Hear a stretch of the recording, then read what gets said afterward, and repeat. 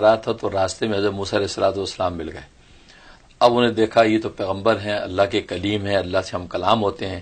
تو اس نے درخواست کی کہ آپ اللہ کے یہاں جا رہے ہیں ہم کلام ہونے، تو میری ایک فریاد اللہ کے دربار میں رکھ دیں، وہ یہ کہ اللہ نے میری تقدیر میں جتنا رزق لکھ رکھا ہے وہ سارا اکٹھا ہی دے دے مجھے. اچھا.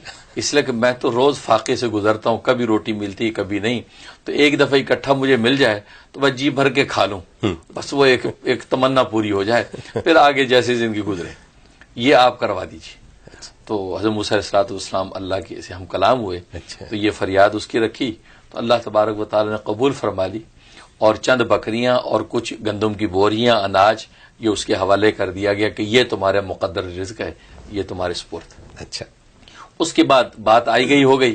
حضرت موسیٰ علیہ السلام کو 1 سال کے بعد یاد آیا کہ یار وہ ایک آدمی نے یہ کیا تھا اور اس کو یہ رزق مقدر مل گیا تھا، تو اس کے بعد پتہ نہیں کیا ہوا. جب وہ کھا چکا ہوگا تو پھر کیا ہو رہا ہوگا. تو حضرت موسیٰ کو تجسس ہوا.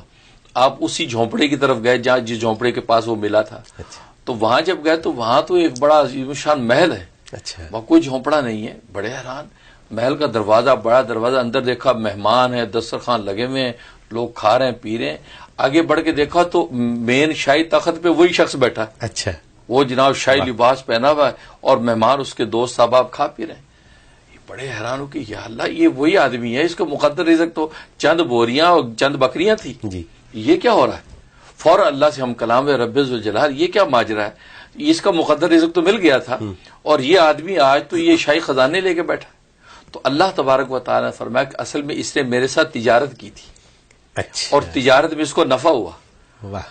تو حضرت موسیٰ علیہ السلام نے عرض کیا رب ذوالجلال کون سی تجارت کا؟ تجارت اصل میں اس نے یہ کی تھی کہ اگر یہ خود اپنے ذات پہ خرچ کرتا تو اس کا اتنا ہی تھا جتنا میں نے دیا تھا، وہ ختم ہو جاتا. لیکن اس نے میرے ساتھ تجارت یہ کی، اس نے غریبوں کو بھی کھلانا شروع کر دیا، مہمانوں کو کھلانا شروع کر دیا، دوستوں کی دعوتیں شروع کر دی. تو نتیجہ کیا ہوا، میری سنت یہ ہے کہ جب میرے لیے جب 1 روپیہ خرچ کرتا ہے تو میں اس کو 10 گنا دیتا ہوں. لہٰذا اس کے اندر میں جو ملٹی پلائی ہوتا جا رہا ہے یہ سارا رزق، یہاں تک کہ آج اس کے بعد محلات ہیں اور سونے چاندی کی تجوریاں ہیں کہ وہ تھوڑا جو ملٹی پلائی ہوا. یہ ہے زکوٰۃ کی برکت. زکوٰۃ اور صدقات کی برکت، اللہ کے راستے میں خرچ کرنے کی برکات. دیکھیے کہ انسان اپنی ذات پہ خرچ کرے تو اتنا ہی ہوگا، لیکن جب اس نے دوسروں کو دینا شروع کر دیا تو اللہ تبارک و تعالیٰ اس کو کیسے ملٹی پلائی کرتے ہوئے آگے بڑھاتے رہتے ہیں. بلکہ میں تو کہا کرتا ہوں یہ بالکل کامن سینس ہے کہ ایک دانہ اگر ہے گندم کا، اگر آپ اس کو چبا کے کھا لیں تو ختم ہو گیا. اسی دانے کو زمین میں آپ دفنا دیں تو وہ 100 دانے اگا دیتا ہے. ایسی بات صحیح ہے، بالکل ٹھیک ہے نا.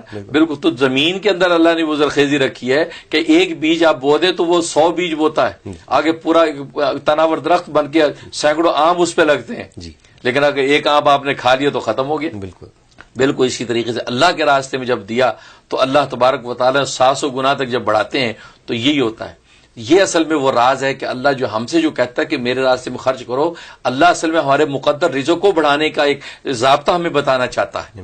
اس کے نتیجے میں وہ مال بڑھتا ہے. بعض نالائق لوگ یہ کہتے ہیں جی ہم اپنے خون پسینے کی کمائی غریبوں کو کیوں کھلا دیں بھائی، ہم کھائیں گے ہمارے بچے کھائیں گے بھائی. بس پھر وہ ان کا صورتحال وہی ہے کہ وہ چند بوریاں چند بکریوں پر ہی رہ جائیں گے، وہ آگے نہیں بڑھیں گے، تجارت نہیں ہوگی.